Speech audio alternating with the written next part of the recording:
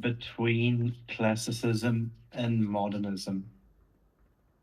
The history of Neoplatonism with the genealogy of the univocity of being runs from the theory of formal qualitative distinction in Duns Scotus and that of modal quantitative distinction in Spinoza to the eternal return of the plastic principle of the will to power as differential ground of being in Nietzsche.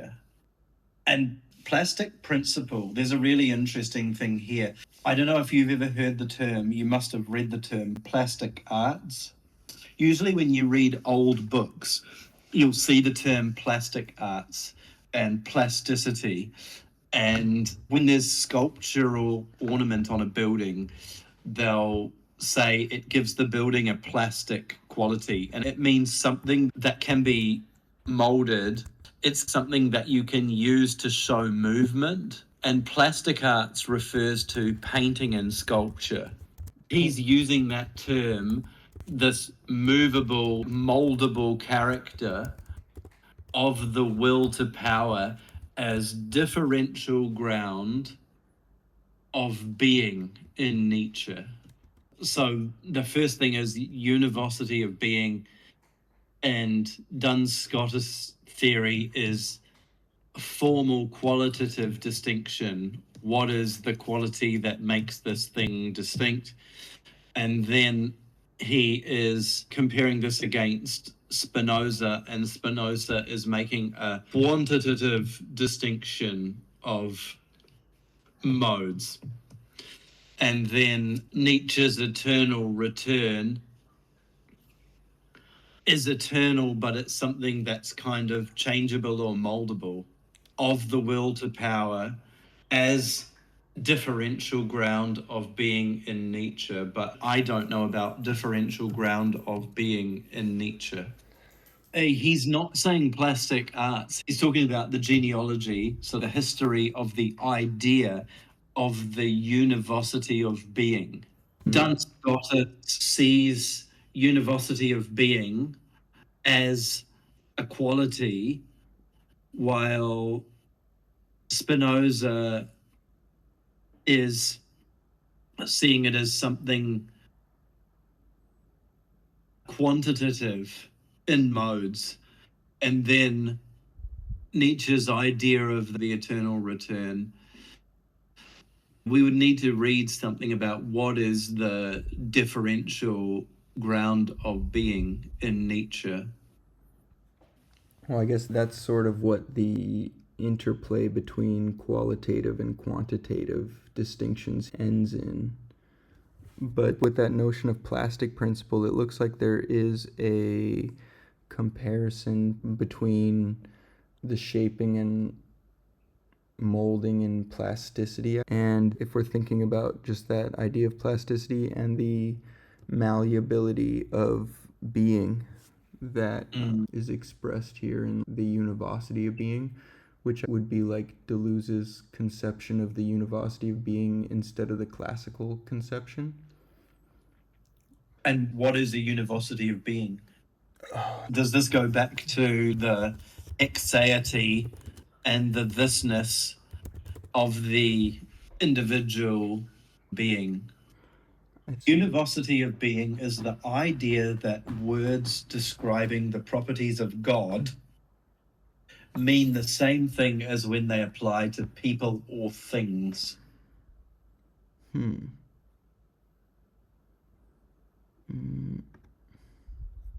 This is the Wikipedia page.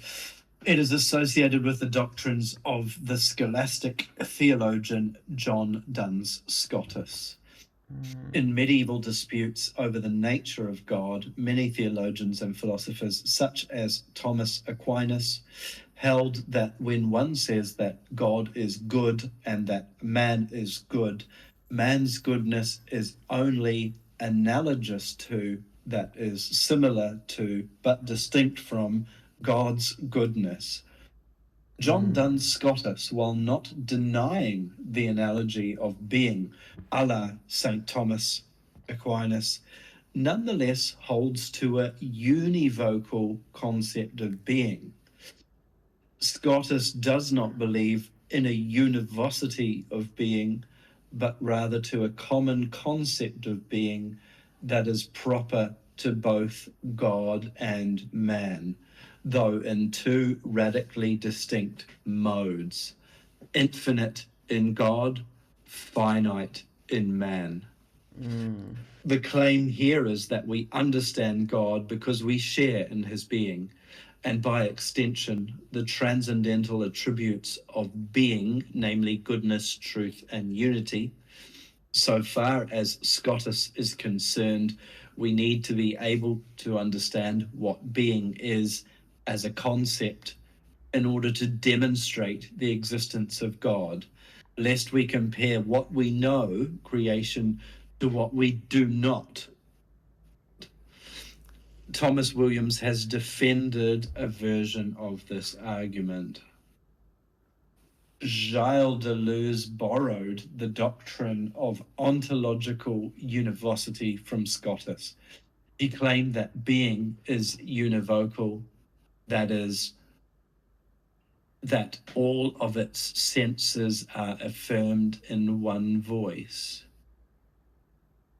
Like a thing is a multiplicity of things, but it is one unity of voice.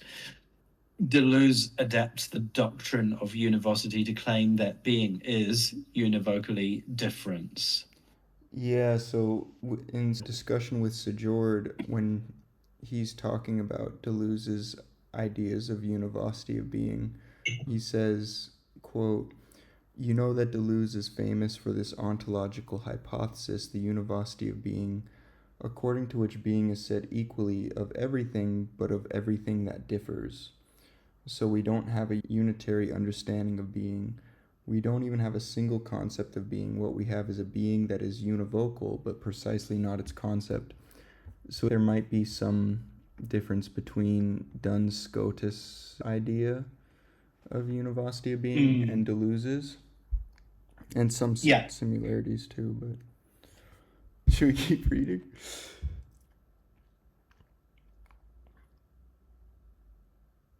A well-known story, albeit not always well understood in its Mannerist implications.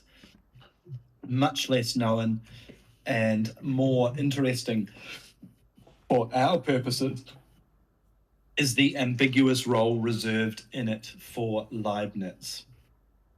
Situated between the classicisms of the Renaissance and the Enlightenment, his work reveals the tumult, restlessness, and passion of the Baroque beneath the apparent calm of modern reason, all the while making a bold but straining attempt at what Deleuze calls a schizophrenic reconstruction or orgiastic representation of the classical world. But what had happened in this long history of nihilism before the world lost its principles? As a point close to us, human reason had to collapse, like the Kantian refuge, the last refuge of principles. It falls victim to neurosis. But still, before a psychotic episode was necessary, a crisis and collapse of all theological reason had to take place. The Baroque solution is the following: we shall multiply principles. We can always slip a new one out from under our cuffs, and in this way we will change their use. We will not have to ask what available object corresponds to a given luminous principle, but what hidden principle responds to whatever object is given, that is to say, to this or that perplexing case. If the use of principles changes, this is because they have lost their unreflected self-evidence. Leibniz's theoretical division of principles among a priori logical principles, identity, non-contradiction, sufficient reason, and a posteriori ontological hypothesis, continuity, the best, causality, point of view, indiscernibility, is slippery, since each has the capacity to function both categorically, transcending consequences, and hypothetically, function to consequences. My principles are such that they can hardly be torn apart from each other. He who knows one well knows them all. In a properly mannerist fashion, and in contrast with Descartes, Leibniz thus repeats classical logos, but in order to get a hold on the infinite and chaotic movement of the modern world. So, in principle, that of sufficient reason is the exclamatory principle, the identity of the principle, and the cry that demands that for whatever occurs, no matter how haphazard, there must be a principle, and that, in this sense of a demand, is the equivalent of the infinite desire, Hegel's Solon, that drives any dialectic. On the one hand, Leibniz loves principles, and he is probably the only philosopher who invents them endlessly. But on the other hand, he plays with principles, multiplies formulas, varies their relations, and incessantly wants to prove them, as if, loving them too much, his respect for them were lacking. Thus, if the procedure of the Baroque is to extract essences from the inessential representation, its other side is the Mannerist procedure of extracting accidents from essence, repetition. Carried by the past, the principles exist only by grace of alteration and perpetually restarting creation. Could yet another non-Baroque version of Leibniz be possible? Just like the new essays are a second version of Locke's, an essay concerning human understanding, and the new system of nature folds over Aristotle's physics. If Leibniz is a Baroque mannerist, what exactly are his mannerist traits?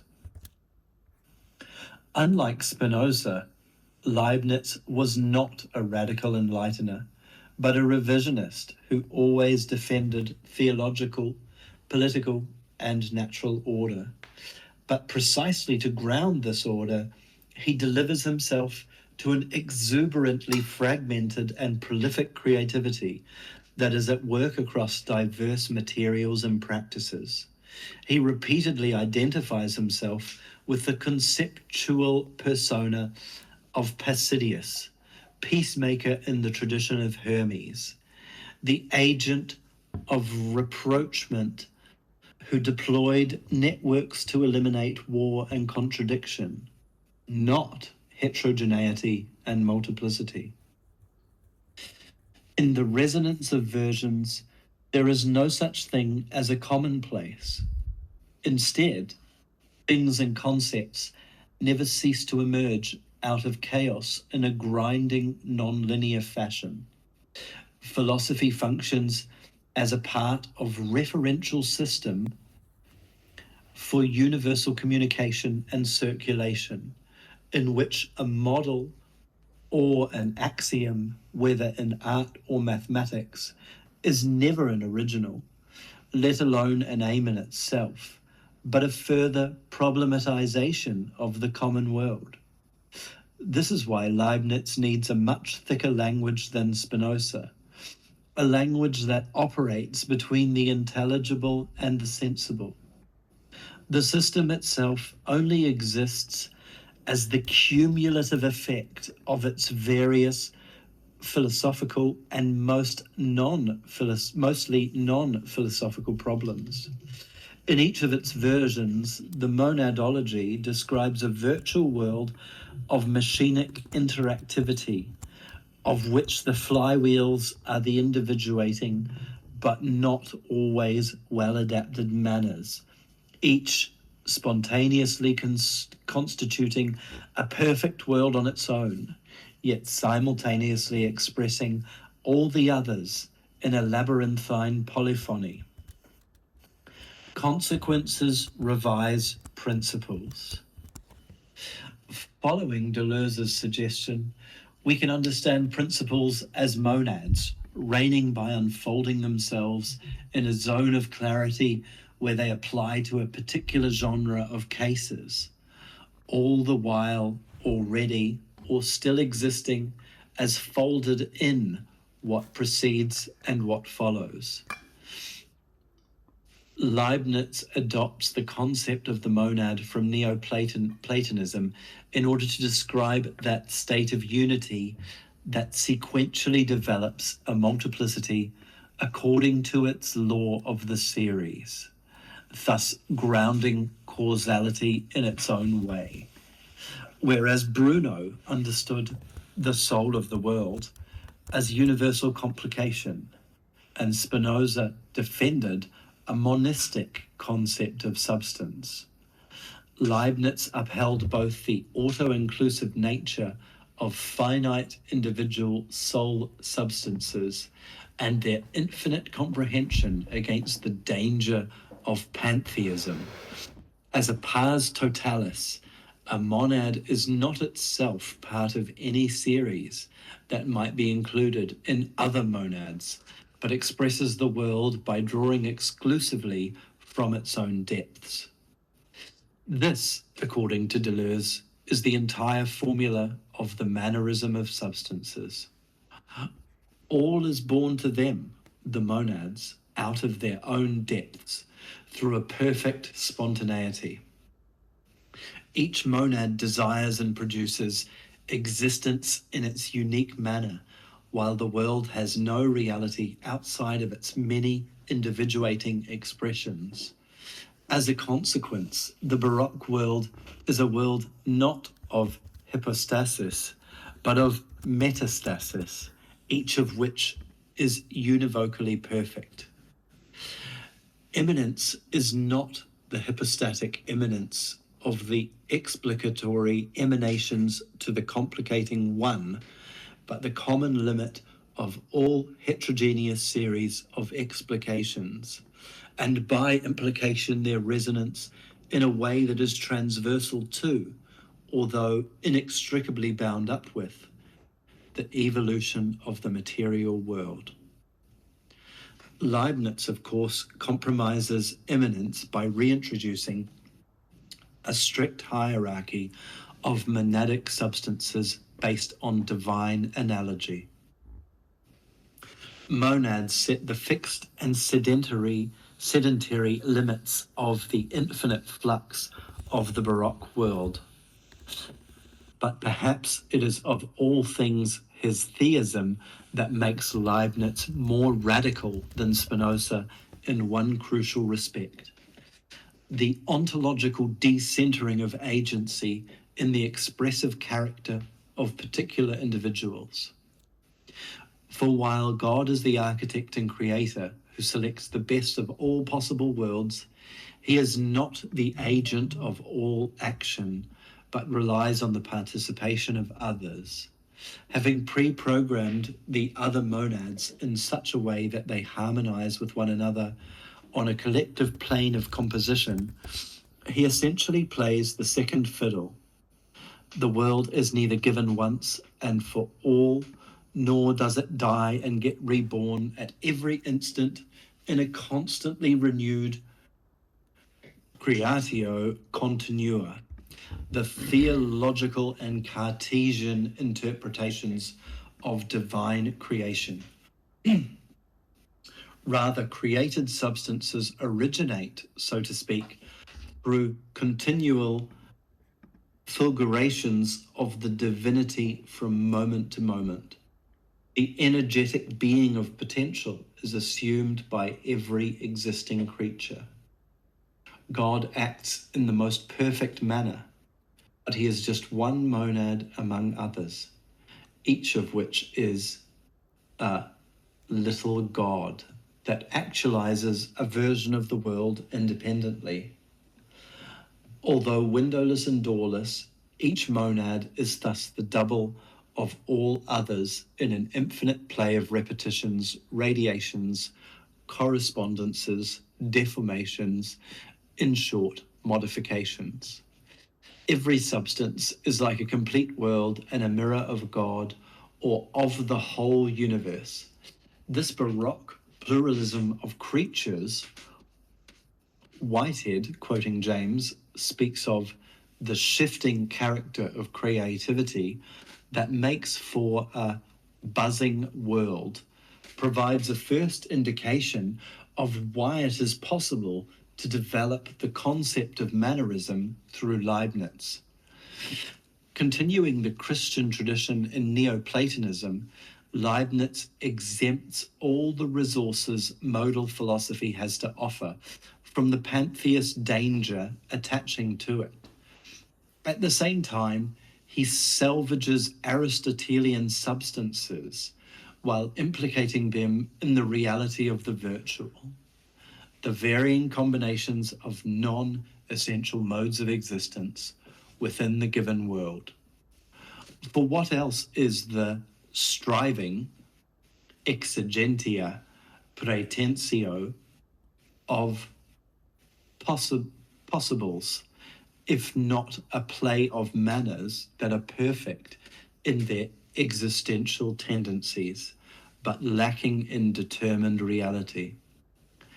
Perfection lies in the richest and simplest condensation of matters of existence.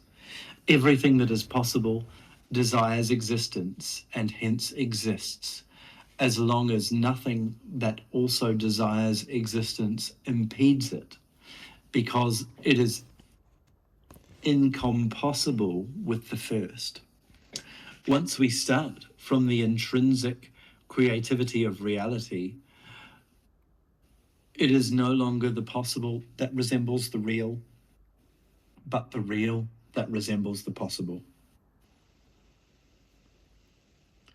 Leibniz describes a world in which, as D.H. Lawrence once wrote, even the mind of God can only imagine those things that have become themselves.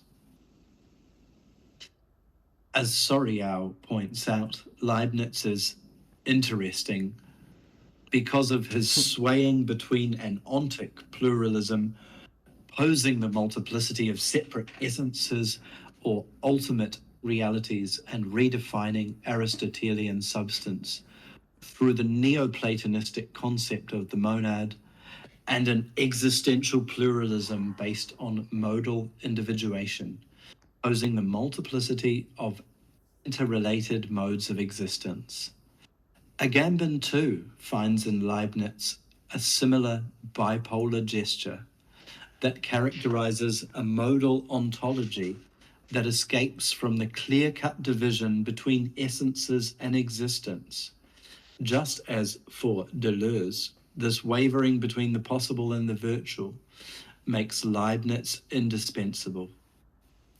No one has gone further than Leibniz in the exploration of sufficient reason and the element of difference, since, as we could say with Tarde and Bergson, to reconstruct a sufficient reason for existence means to differentiate the actual into distinct modal tendencies that, as their demands for existence diverge and converge, constitute not only the sufficient reason of the actual, but also the real potentials that are retained and continue to transform the possible at the very moment they are integrated into the real. Having initially dismissed Leibniz's hesitation between the classical and the modern as an error or a compromise with theological exigencies from the point of view of philosophy whose prince is Spinoza, Deleuze in The Fold, Leibniz and the Baroque will eventually affirm it precisely as the very non-philosophical manner which the philosopher shares with artists and scientists of his time in their attempts to navigate the often contradictory demands of their time, folding unto infinity. Could folding be precisely what, in difference and repetition, is called the differentiator of the difference, a mobile, immanent principle of auto-unification through a nomadic distribution, radically distinct from fixed and sedentary distributions. In practice, doesn't the distinction between monadic and nomadic distribution, being or becoming, turn out to be less rigid and more duplicitous than it seemed? In The Fold, Deleuze hints at a secret school of Mannerist philosophy, which runs from a Stoic Mannerism via Leibniz's Baroque Mannerism to the modern Mannerism of Alfred North Whitehead. Perhaps we should say that it is less a school than an undercurrent, less a history than a becoming. Instead of a major sequence of instantiations and ruptures, it is the instauration of a minor mode of thinking that relies on novelty in order to transmute the past. For with Leibniz, the question surges forth in philosophy that will continue to haunt Whitehead and Bergson. Not how to attain eternity, but in what conditions does the objective world allow for a subjective production of novelty, that is, of creation? The best of all worlds is not the one that reproduces the eternal, but the one in which new creations are produced, the one endowed with a capacity for innovation or creativity, a teleological conversion of philosophy. This problem definition of Mannerism also contains its practical essence. Instead of a detraction of being, it's enrichment. Leibniz styled himself as the author of the system of pre-established harmony, which he regarded as the simplest, most beautiful, and most intelligible explanation of how contrasting points of view interexpress one another. The word harmony is, of course, associated with images of composition and agreement, symphonia, but it derives from the Greek harmos, which stands for the word joint in the anatomical sense.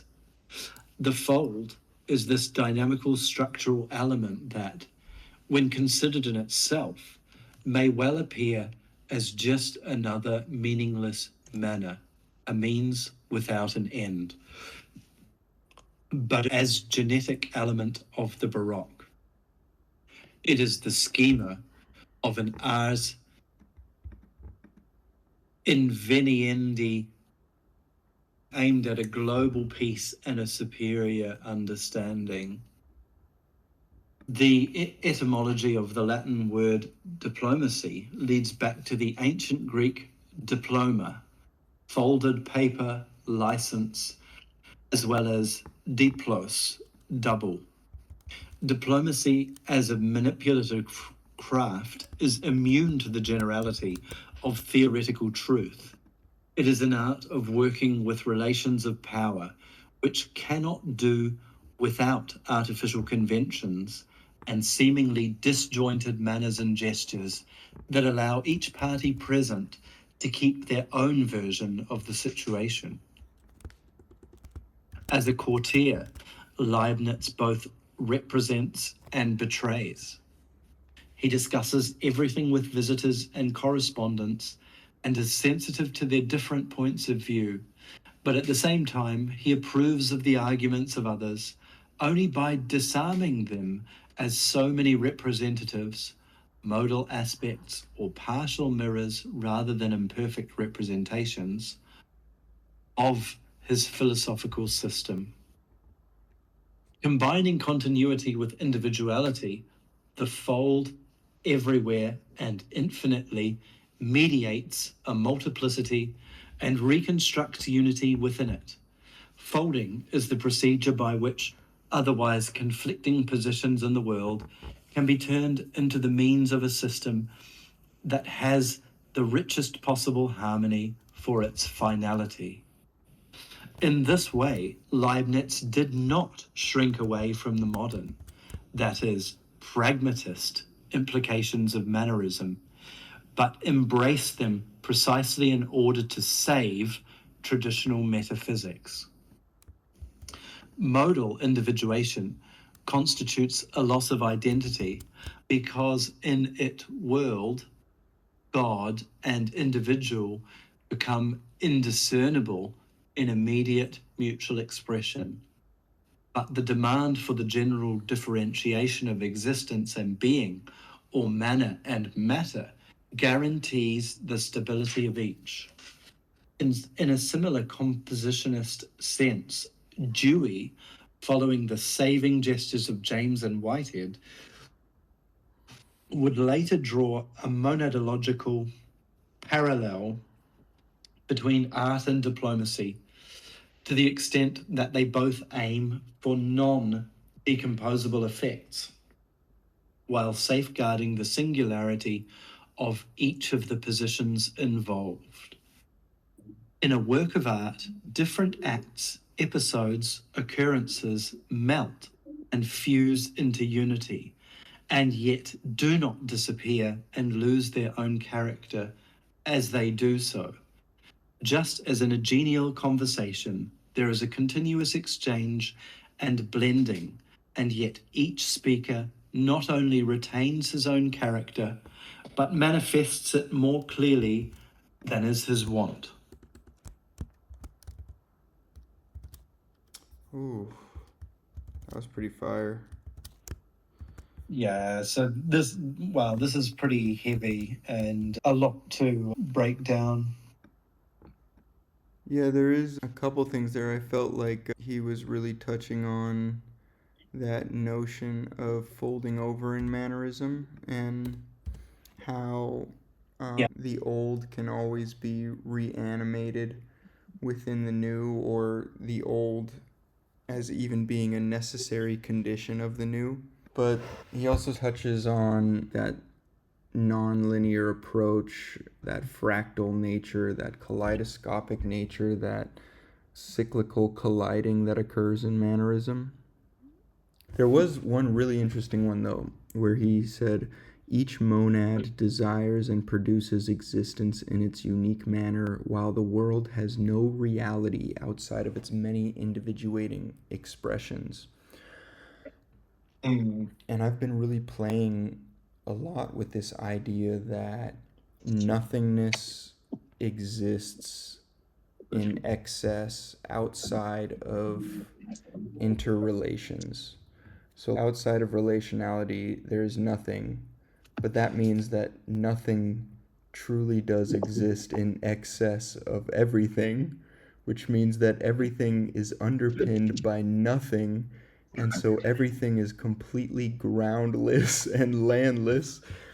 Um, and because I've been thinking about the white whale as utopia, which translates to nothing place. It means nowhere, literally, no place. Yeah, no Yeah. place. It's like a imagined nowhere. But Derrida, when referencing Buddhist thought, has a very interesting thing that he says on this. He says, it doesn't exist since there is nothing outside the whole. It does exist since there is an exception to everything, and outside of the whole. That is a sort of subtraction without lack. And since it exists all alone, the all is nothing, the nothing is all, this extra nothing, this nothing the more, or more the less, exposes the order of meaning of that which is, even polysemous meaning, to the disconcerting law of dissemination. So I just feel that idea that Derrida has relates to Sejord's notions here, that the world has no reality outside of its many individuating expressions. What I found super interesting in this is how he tries to claim Leibniz for Mannerism. It's weird because you have first the architectural and the ideas of Mannerism, which appear around 1525.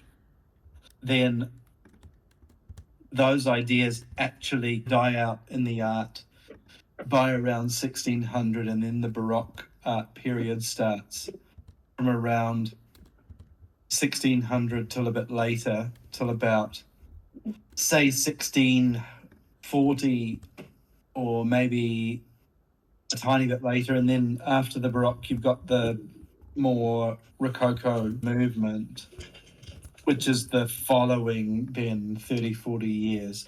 But in the architecture, the Mannerism stays on and dies really around 1630. And then you have the Classicism, some people call it Baroque, and then the Rococo.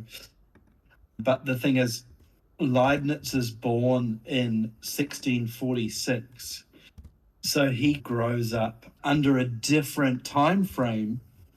So it's interesting. You would think of him as a Baroque period thinker rather than a Mannerist, but he's trying to treat him as kind of the bridge who's rationalizing all of the Mannerist tendencies into a system.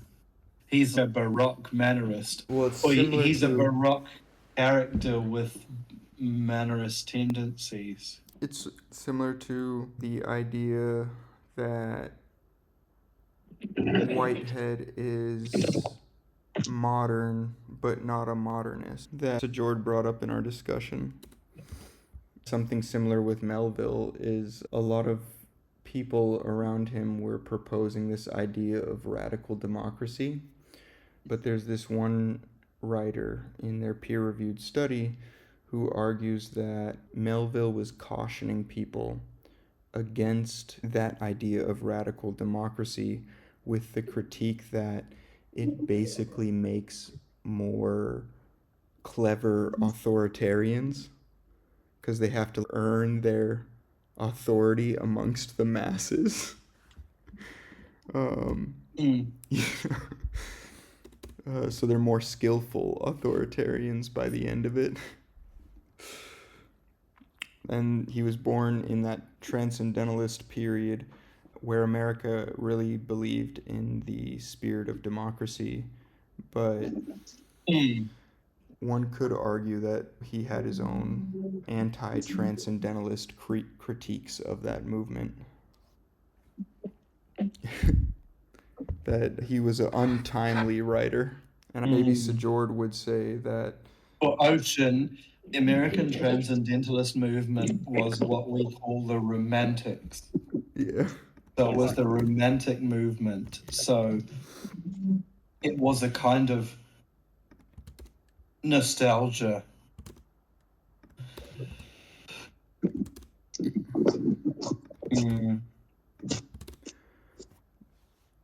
But this notion of folding over, I've been thinking about that in terms of Moby Dick in all of the utilization of European tradition or biblical tradition or Greek tradition, but basically in relation to Melville trying to create an authentically American genre, so utilizing the old in the creation of the new.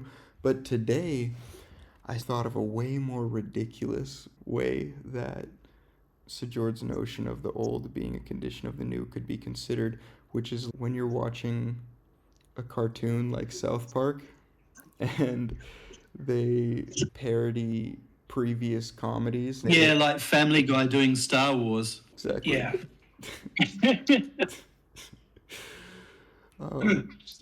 And it actually made me really enjoy, because a lot of times I'll get really fed up with the mediocre bullshit that Hollywood pushes out. It's like, wake up, babe. It's time for your 11th version of Indiana Jones. It's time for your new Avengers film. Yeah, it's time for your 30th Avengers film. We've changed the identities of some It's of the time for your characters. Batman reboot. Well, it is cheap and it works. Well, I hate that one, right? It's sort of like that meme where there's the one guy turning the corner and she immediately calls the police, and then there's the attractive guy and it's like heart eyes. Human resources. Yes, human resources. East Department. But basically, the 30th Avengers film is cringe, but the Star Wars Family Guy is based. South Park doing Lord of the Rings. Yep. Morphing the balls to write the Family Guy episodes. Oh. It seems like all of those have to come to an end, though. They've all been as played out as The Simpsons has been since the 2000s. And you know the famous South Park episode, The Simpsons already did that. I mean, it's like they did that to themselves. It's really weird. I don't know how to explain it. Whenever I see like a TikTok short with new Simpsons stuff, I'm like, this can't actually be made by Americans for Americans, right? Like this is some weird made by another country. How is this actually the same show? It's so absurd. The Simpsons predicted the Hawk Tuah girl. Especially SpongeBob. SpongeBob actually even more so. Can you elaborate on this? How did SpongeBob predict the Hawk Tuah girl? Oh no, I mean it got so insanely bad that like, it doesn't even seem like someone who speaks English as their first language is making it. Like there's something uncannily bad about it. It's like when they put the Hollywood movies with that Saw theme song. You go on TikTok and it's like really bad, suspenseful theme song, and you can put anything in front of it and it'll make it seem like this was made in some other country. They're imitating a Hollywood movie, but it could just be Hollywood. I don't know if you guys ever watched the classic SpongeBob. The new stuff, it's like you're on drugs. What you're describing there is Edric Jameson's concept of the empty signifier. The original Simpsons was actually political, and it was a critique and a social commentary of American society. And it was lighthearted, making fun of itself. It had something to say. Then it became popular. Then it was rationalized. So you had like the primary or the primitive, the rationalized version of it that became popular. And then it became so popular that people didn't have anything to say anymore. The characters are just empty containers, and you can put any kind of slop in them, and now it's just about selling Simpsons merchandise. And they've become an empty signifier. And that happens to everything. SpongeBob, The Simpsons. Was SpongeBob political? What about Mr. Krabs? Like, that is a critique of capitalism right there. They're both like wages, and Mr. Krabs is the archetypal capitalist. And you know, like the episodes where he starts putting sand in the patties, like, and he starts saying, how much sand can I put in the patties before people will notice that they're not good anymore? We'll just bulk out the product with shit. Well, Mr. Krabs' restaurant is literally a crab trap. He could just be serving other crabs in the Krabby Patties. I feel the reason the show is uncannily horrifying, it feels like you're on some kind of drug. When it mixes with the childhood memories of the show, it's like, what am I looking at? I encountered it looking for random Chinese dubs of cartoons, and I just saw this insane Halloween episode clip. Truly madness. Nosferatu was there. There was some creepy fish. He showered with a spider.